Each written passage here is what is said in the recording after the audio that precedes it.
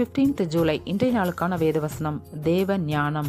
அவர் நீர்த்துளிகளை அணுவைப் போல ஏறப்பண்ணுகிறார், அவைகள் மேகத்திலிருந்து மழையாய் சொரிகிறது. யோபு 36:27 தேவன் இயற்கையை எவ்வளவு அற்புதமா நடத்துகிறார்ன்றத எலிஹு என்பவர் இந்த வசனம் மூலம் விளக்கி சொல்றார்.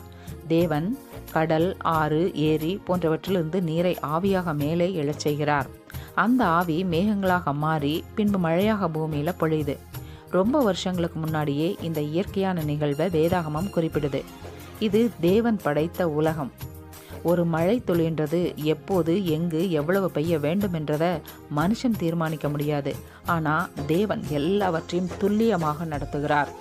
அதுபோல நம்ம லைஃப்லயும் பல சம்பவங்கள் ஏன் நடக்குதுன்னு நமக்கு தெரியாது, உடனடியாக நம்ம புரிஞ்சுக்கவும் முடியாது. ஆனா தேவன் அவருடைய ஞானத்தின்படி அனைத்தையும் நடத்துகிறார். ஆமேன். God bless you.